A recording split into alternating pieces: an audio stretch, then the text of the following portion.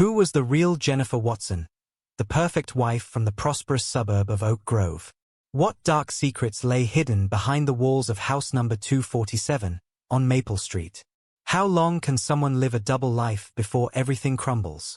And how far would someone go to protect a forbidden relationship?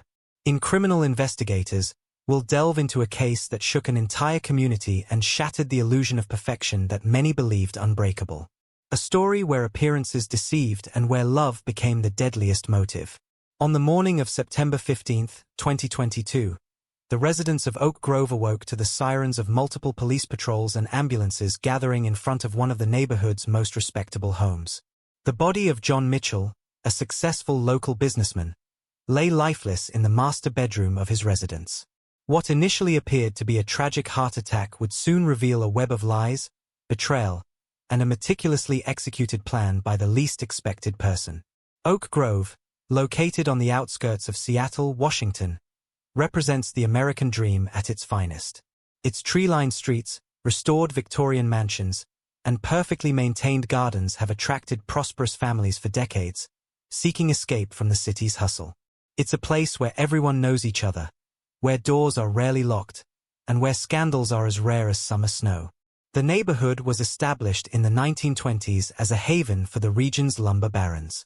Over time, it evolved into one of Washington state's most exclusive suburbs. The homes, valued in the millions, are passed down through generations, and securing a property here is considered a significant achievement in Seattle's high society. The Oak Grove community takes pride in its traditions, annual charity events, gala dinners at the country club, and exclusive social circles that determine who's who in the local scene. Families quietly compete to have the best gardens, send their children to the most prestigious universities, and maintain an image of flawless perfection. The Mitchells were the embodiment of that ideal. John, with his successful technology company, and Jennifer, president of the country club's events committee, represented everything Oak Grove valued. Their three-story Victorian home, with its white columns and period windows, was frequently featured in local decorating magazines. However, beneath the surface of this seemingly perfect community lay the same tensions and pressures that affect any human group. The need to maintain appearances, the weight of social expectations, and the fear of what others might say created an environment where secrets were jealously guarded and true emotions were hidden behind practiced smiles and superficial conversations. It was in this context that a story unfolded that would shake the very foundations of Oak Grove, revealing that even in the most perfect places, darkness can find its way. John Mitchell was born on March 12, 1975, in a middle-class family in Portland, Oregon. The eldest of three children, he showed an early aptitude for technology and entrepreneurship, often spending his weekends building computers from spare parts he'd collect from local repair shops. His father, a high school science teacher, encouraged this technical curiosity, while his mother, a librarian, instilled in him a love for learning and self-improvement. After graduating as valedictorian from Lincoln High School in 1993, John earned a full scholarship to Stanford University, where he completed his degree in computer science. It was during his college years that he first demonstrated his business acumen, creating a successful computer repair service for students and faculty. By his senior year, the small dorm room operation had grown into a legitimate business employing 5 other students. Following graduation, John worked briefly for Microsoft before founding TechVision Solutions in 2001. The company, which specialized in cybersecurity software, grew from a startup in his garage to a multi-million-dollar enterprise employing over 200 people. His success story was often featured in local business magazines, describing him as Seattle's tech visionary and the next big thing in cybersecurity. In the community, John was known for more than just his business success. He served on the board of several local charities, coached youth soccer on weekends, and was a regular volunteer at tech education programs for underprivileged children. Neighbors described him as unfailingly kind and always ready to help, whether it was offering technical support or lending tools for home repairs. Jennifer Watson Mitchell came from a very different world. Born into one of Seattle's oldest families on June 25, 1980, she was raised in the very neighborhood where she would later meet her fate. Her father, Richard Watson, was a prominent judge, and her mother, Eleanor, was a well-known socialite who orchestrated many of Seattle's most prestigious charity events. But behind Jennifer's polished exterior and seemingly perfect upbringing lay a troubled past. Former classmates from her private school days would later recall instances of compulsive lying and manipulation. She could convince anyone of anything, one former friend stated. She had this way of making you believe whatever version of reality she wanted you to see. After graduating from Vassar with a degree in art history, Jennifer briefly worked in New York's gallery scene before returning to Seattle, where she quickly established herself in the social circles she'd grown up in. Her marriage to John in 2005 was considered the social event of the year, featured in Seattle Magazine's society pages. To the outside world, Jennifer was the perfect society wife, elegant, charming, and devoted to her charitable works. She chaired numerous fundraising committees and was known for hosting impeccable dinner parties where Seattle's elite would gather. But household staff would later reveal glimpses of a different person. Prone to sudden rages, obsessively controlling, and increasingly erratic in her behavior. Michael Anderson entered the picture in early 2021 as the newly hired tennis pro at the Oak Grove Country Club. At 34, he was 8 years younger than Jennifer and possessed the kind of rugged good looks that turned heads at the club's social events. Unlike the other two principal figures in this story, Michael came from modest beginnings in rural Idaho. A former college tennis star whose professional aspirations were cut short by a knee injury, Michael had worked his way up through various country clubs across the western United States. His charm and good looks had helped him build a loyal clientele of wealthy patrons wherever he went. But they had also led to several scandals involving members' wives, forcing him to move from club to club. The connection between Jennifer and Michael began innocently enough. Private tennis lessons twice a week, always scheduled for late morning when the courts were nearly empty. Club employees would later recall noting how these lessons often ran over their allotted time, with the pair lingering in conversation long after other members had left. What no one knew at the time was that Michael had a history of involvement with married women at his previous clubs. A former colleague from his time at a club in Phoenix would later reveal that he had been asked to leave after an affair with a board member's wife became public. Michael had a type, the colleague would tell investigators. Wealthy, married women who were used to getting their way. He knew exactly how to make them feel special. With these three individuals, John, the successful and beloved community figure, Jennifer, the sophisticated socialite with a hidden dark side, and Michael, the charming opportunist, the stage was set for a tragedy that would forever change the peaceful community of Oak Grove. The warning signs were there, though few recognized them at the time. Jennifer's increasing absences from social events, her sudden interest in tennis, the growing distance between her and John noted by close friends. But in a community built on maintaining perfect appearances, no one wanted to look too closely at the cracks beginning to show in the Mitchells' facade. The story of how John Mitchell and Jennifer Watson met reads like something out of a romantic comedy, a chance encounter at a Seattle tech conference in 2003. Jennifer, working for an art gallery handling corporate acquisitions, was there to network with potential clients. John was presenting his emerging cybersecurity solutions. According to those who witnessed their first meeting, Jennifer knocked over her coffee onto John's laptop just moments before his presentation. I remember thinking it was strange, recalled David Chen, John's business partner at the time. Instead of being upset about his ruined presentation, John just laughed it off. He was completely captivated by her from that first moment, even with coffee dripping from his sleeve. The courtship that followed was swift and intense. Within 6 months, they were engaged, and their wedding in June 2005 was everything Oak Grove expected from the union of a rising tech entrepreneur and a daughter of Seattle society. The ceremony at St. Mark's Episcopal Church drew over 400 guests, with the reception at the Oak Grove Country Club making the society pages of several publications. They seemed like the perfect match, remembered Rebecca Hamilton, Jennifer's maid of honor. John had the success and stability Jennifer's parents wanted for her, and Jennifer brought the social connections and polish that John's growing business could benefit from. The early years of their marriage appeared to be charmed. John's company, TechVision Solutions, secured several major government contracts, and Jennifer expertly managed their social ascent in Seattle's upper circles. They purchased their Victorian mansion on Maple Street in 2007, and Jennifer threw herself into its restoration, creating what would become a showpiece of the neighborhood. Their financial situation was equally enviable. John's company continued its meteoric rise, with annual revenues exceeding $50 million by 2010. Jennifer had access to both her family's old money and the new wealth John was generating. The couple was known for their generous charitable giving, often matching donations at fundraising events. They were the golden couple, said Margaret Whitman, longtime Oak Grove resident and close friend of Jennifer's mother. Every charity wanted them on their board. Every party needed them on the guest list. They had this glow about them that just drew people in. But beneath the glossy surface, cracks were beginning to show. Former household staff, speaking on condition of anonymity, painted a different picture of life inside the Mitchell home. One former housekeeper, who worked for the couple from 2015 to 2018, described increasing tensions. Mrs. Mitchell would have these episodes, the housekeeper revealed. She'd lock herself in her room for days, claiming migraines.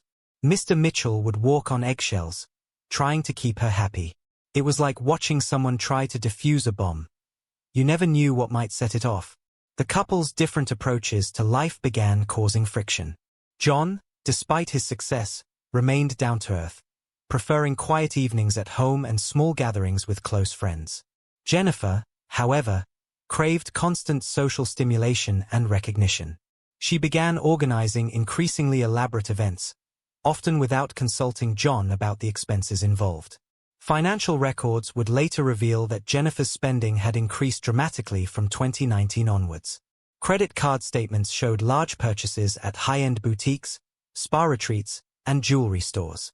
While the couple could afford these expenditures, they became a source of tension.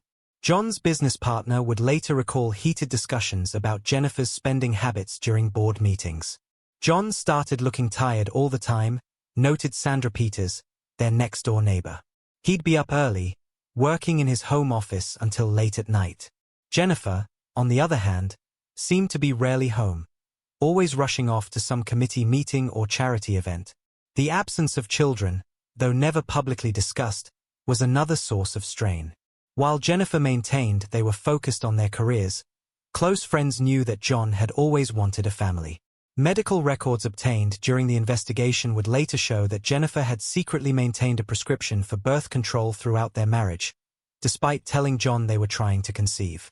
By 2020, the facade was beginning to crack. Security camera footage from their home, later reviewed by investigators, showed increasingly frequent arguments.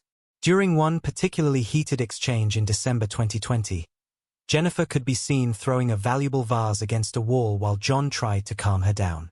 The couple's public appearances became less frequent, though they maintained their image when they did attend events. Jennifer explained their absences as due to John's increasing work commitments, but house staff noted that they rarely spent time together even when both were home. It was like they were actors in a play, said James Morrison, their landscaper of 10 years. When others were around, they played their parts perfectly, the successful businessman and his charming wife. But when they thought no one was watching, it was like they were strangers living in the same house. The COVID-19 pandemic initially forced them into closer proximity, with John working from home and social events cancelled. Rather than bringing them closer, this seems to have exacerbated their issues.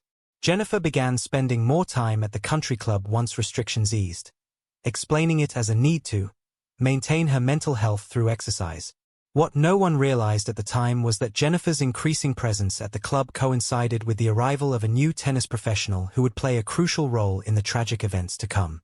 The perfect marriage that everyone admired was about to unravel in ways that would shock even those who had glimpsed behind the curtain. After these failures, Jennifer's planning became even more sophisticated. She began meticulously studying John's daily routines, documenting everything from his medication schedule to his exercise patterns. By August 2022, she had developed what she believed was an undetectable plan. Text messages between her and Michael outlined a strategy of gradually increasing doses over several weeks, designed to make John's decline appear natural. Jennifer created an elaborate alibi structure, scheduling multiple charity events, making visible appearances at the country club, documenting her whereabouts on social media, and arranging witnesses to verify her locations.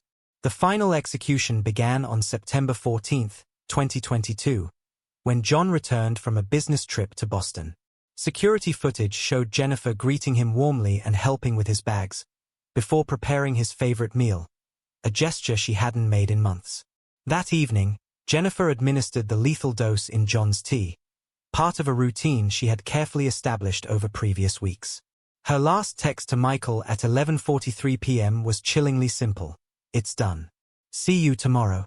The next morning at 6:47 a.m., she called 911, her voice carefully modulated to show concern without hysteria, reporting that her husband wouldn't wake up. When paramedics arrived minutes later, they found John unresponsive and Jennifer dressed for tennis, maintaining her alibi of planning to leave for an early morning lesson. What Jennifer couldn't have known was that John had secretly visited his doctor just 2 days earlier, complaining about persistent symptoms. The comprehensive blood tests he'd ordered, still pending at the time of John's death, would ultimately become crucial evidence in unraveling her carefully constructed plan. September 15, 2022, began like any other autumn morning in Oak Grove. Security footage from the Mitchell residence shows Jennifer awake and moving around the house as early as 5:30 a.m. She can be seen preparing coffee in the kitchen, checking her phone repeatedly, and organizing her tennis bag, maintaining the carefully crafted appearance of a normal morning routine. The security cameras captured Jennifer entering the master bedroom where John lay sleeping at 5:45 a.m. She spent exactly 7 minutes in the room before leaving, a detail that would later become crucial to the investigation. The house's smart technology recorded the master bathroom light being switched on at 5:52 a.m., establishing a precise timeline of her movements. Richard Cooper, the Mitchells' next-door neighbor, was walking his dog at 6:15 a.m. when he noticed something unusual. Through the kitchen window, he spotted Jennifer standing motionless, staring at her phone, an image that would haunt him later. When she noticed him, she gave what he described as a weird little wave and quickly moved away from the window, an interaction that would later raise investigators' suspicions. At 6:47 a.m., Jennifer made the call to emergency services. Her voice, as captured in the 911 recording, was eerily controlled. She reported that her husband wouldn't wake up, that he felt cold to the touch. When the dispatcher asked about performing CPR, Jennifer's hesitation was notable. She refused to move him, a decision that investigators would later question extensively. First responders arrived at 6:52 a.m., finding a scene that immediately struck them as unusual. Paramedic James Wilson noted that John's body was lying on his right side, facing away from the door, but oddly, the bed was made around him, an unnatural detail for someone who had supposedly died in their sleep.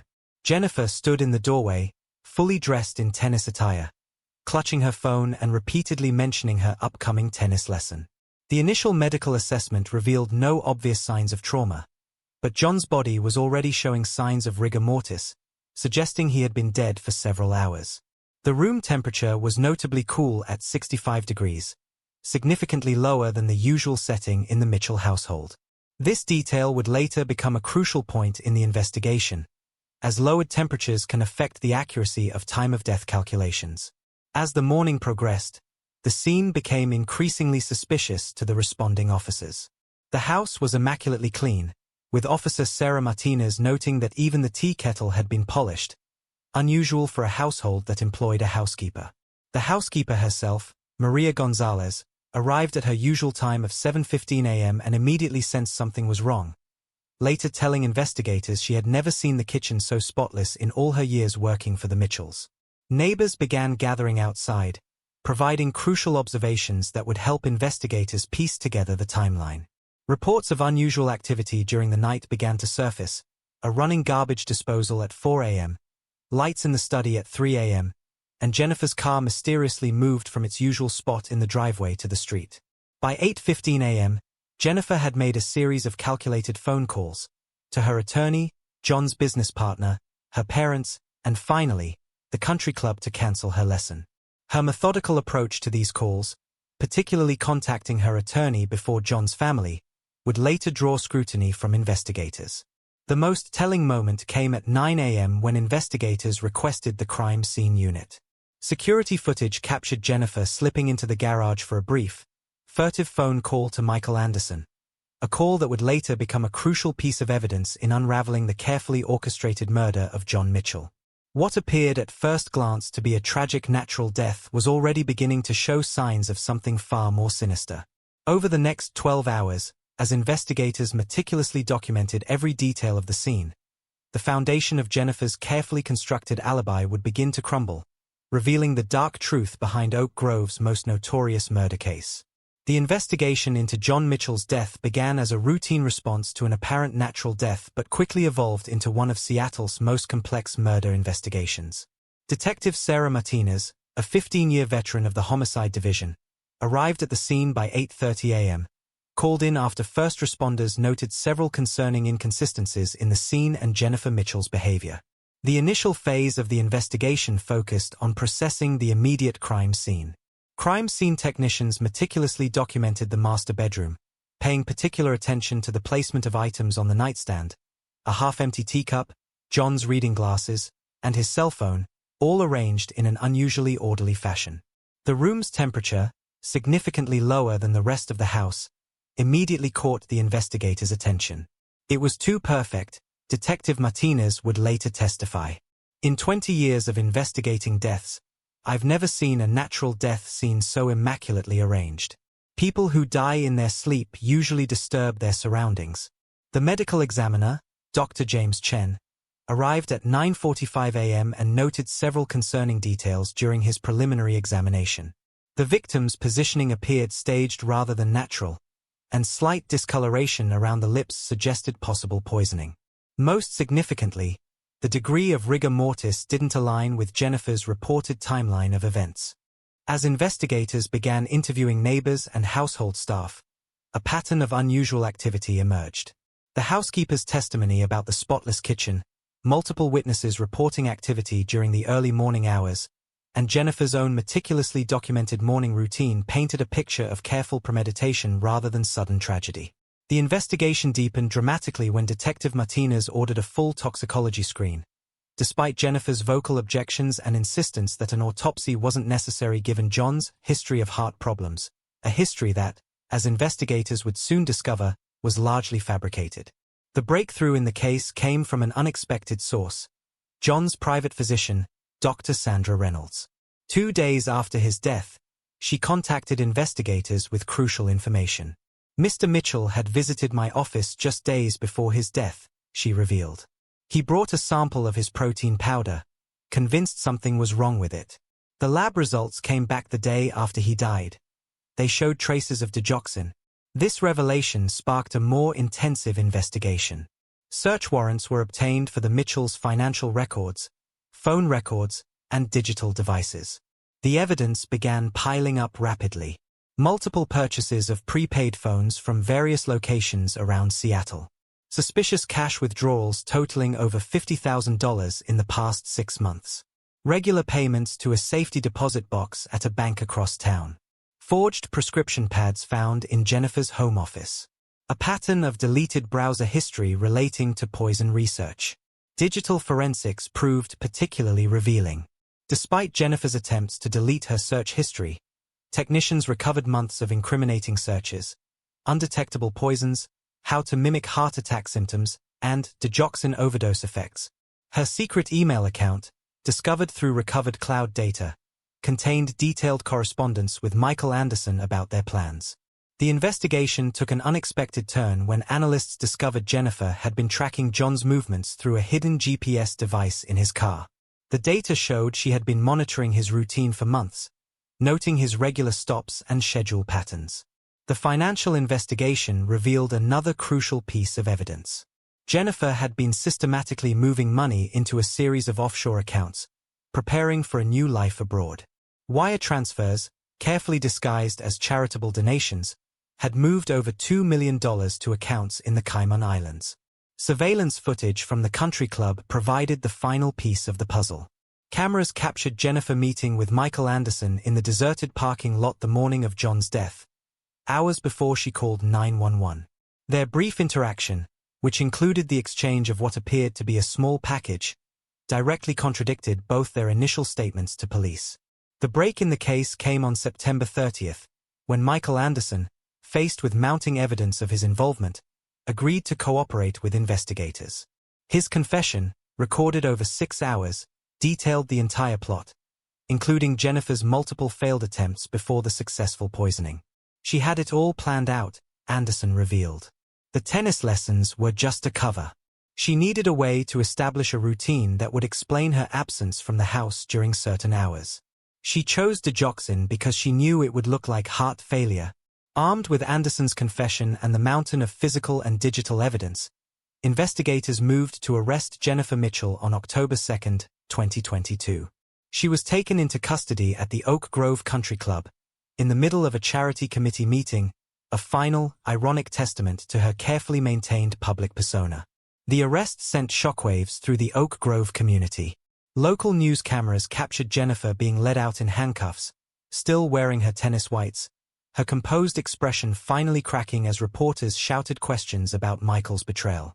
In the days following the arrest, more evidence emerged as investigators continued to piece together the extent of Jennifer's planning. They discovered a second safety deposit box containing fake passports and additional forged documents, suggesting she had been preparing for an eventual escape long before the actual murder.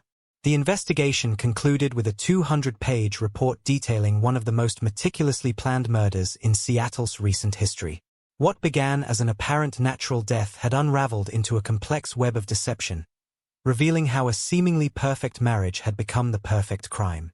The legal proceedings against Jennifer Mitchell began on October 4, 2022, when the King County District Attorney's Office filed first-degree murder charges. The charging documents, spanning 45 pages, outlined what prosecutors called a calculated and cold-blooded murder motivated by greed and desire. The initial court appearance drew unprecedented media attention. Jennifer appeared via video link from the King County Jail, her previously impeccable appearance notably diminished in standard prison attire. She pleaded not guilty to all charges, maintaining a composed demeanor that prosecutors would later characterize as chillingly detached. The bail hearing on October 10 became a spectacle in itself.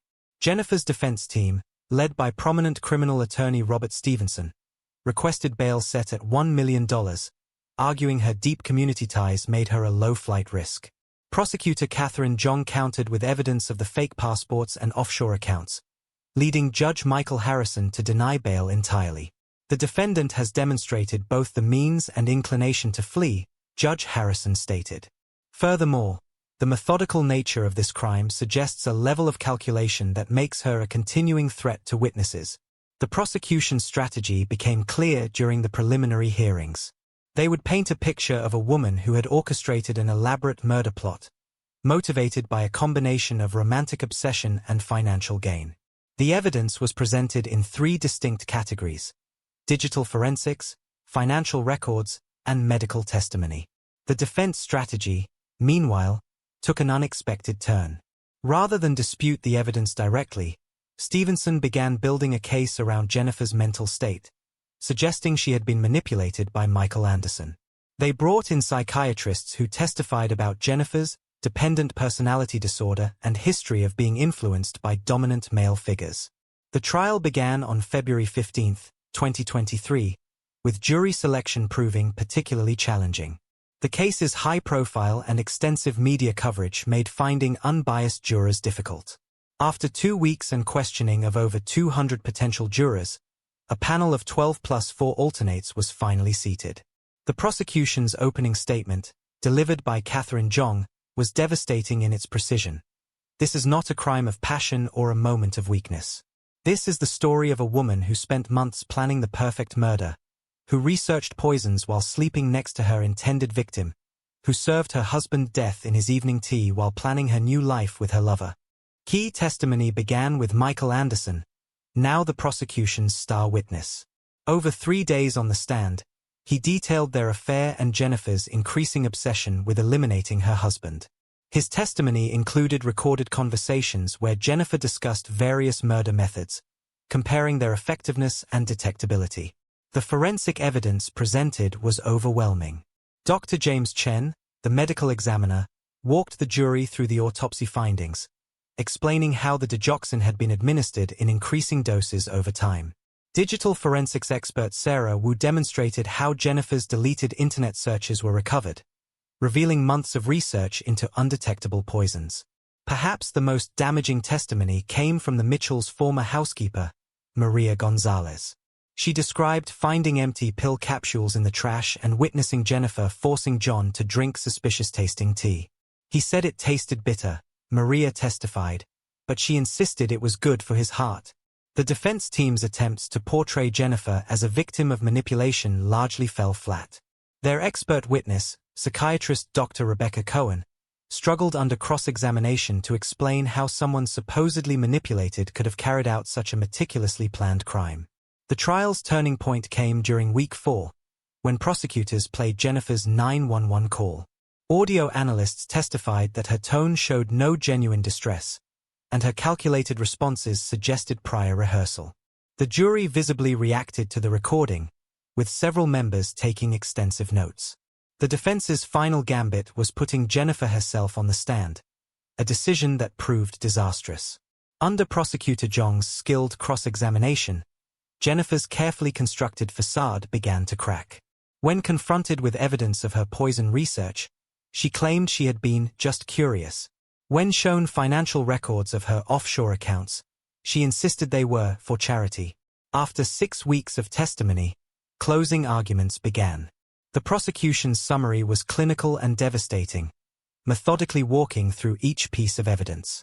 The defense's final appeal to the jury, suggesting Jennifer was herself a victim, seemed hollow in the face of such overwhelming evidence.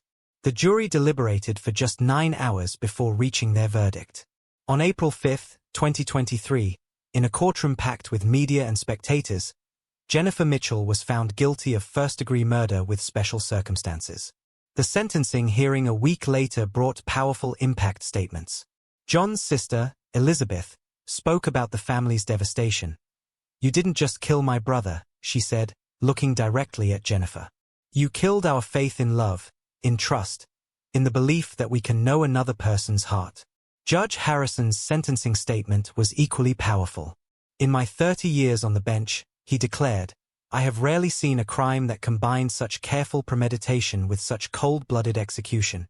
He sentenced Jennifer to life in prison without the possibility of parole, plus an additional 20 years for the financial crimes uncovered during the investigation.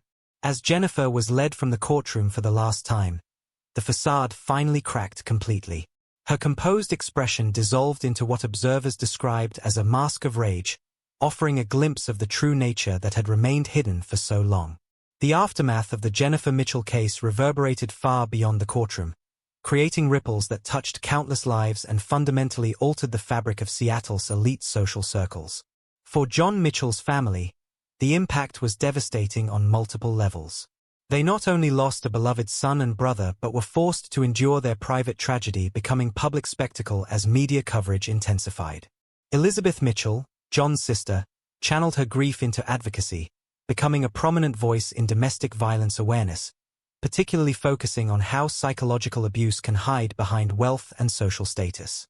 TechVision Solutions, the company John had built from the ground up, faced significant challenges in the wake of his murder. Initial market panic saw stock prices plummet as investors questioned the company's stability without its visionary founder. David Chen, John's longtime business partner, worked tirelessly to stabilize the company, eventually succeeding in not only maintaining its market position but expanding it through a new cybersecurity division dedicated to John's memory. The Watson family, once pillars of Seattle society, essentially vanished from public life. Judge Richard Watson's early retirement from the bench and Eleanor Watson's quiet sale of their Oak Grove mansion marked the end of a dynasty. Their relocation to an exclusive Arizona community spoke volumes about the weight of shame and scrutiny they carried, though they've maintained absolute silence regarding their daughter's crimes. Oak Grove itself underwent a profound transformation. The community's social fabric, once tightly woven with tradition and status, began to unravel as residents grappled with their role in maintaining the facades that had allowed Jennifer's deception to flourish. The country club, once the crown jewel of local society, implemented stringent new policies about employee-member relationships, while many long-standing social traditions were quietly discontinued. Legal experts and psychologists have studied the case extensively, finding it rich with insights into the intersection of privilege, pathology, and premeditation. Dr. Catherine Reynolds, a forensic psychologist who conducted a comprehensive analysis of the case, identified it as a textbook example of malignant narcissism combined with sociopathic tendencies. Jennifer's ability to maintain her social standing while methodically planning murder demonstrated an extraordinary capacity for compartmentalization that both fascinated and horrified mental health professionals. The digital trail left behind proved particularly revealing, offering unprecedented insights into the mind of a calculating killer. Expert analyst James Wong's examination of Jennifer's online activities painted a picture of someone who believed herself clever enough to outsmart both technology and law enforcement. Her Google searches, methodically documented despite attempts at deletion, provided a chilling timeline of premeditation that prosecutors would later use to devastating effect. Currently, Jennifer Mitchell resides in the Washington Corrections Center for Women, where she continues to maintain her innocence despite overwhelming evidence of her guilt. Her attempts to publish her version of events have been consistently blocked by the Mitchell family's legal team, while her appeals have been systematically rejected by every court that has reviewed them. The lasting impact of the Mitchell case extends far beyond individual lives affected. It has become a cautionary tale about the dangers of prioritizing appearances over authenticity, and how the pressure to maintain social standing can create perfect conditions for deception and evil to flourish.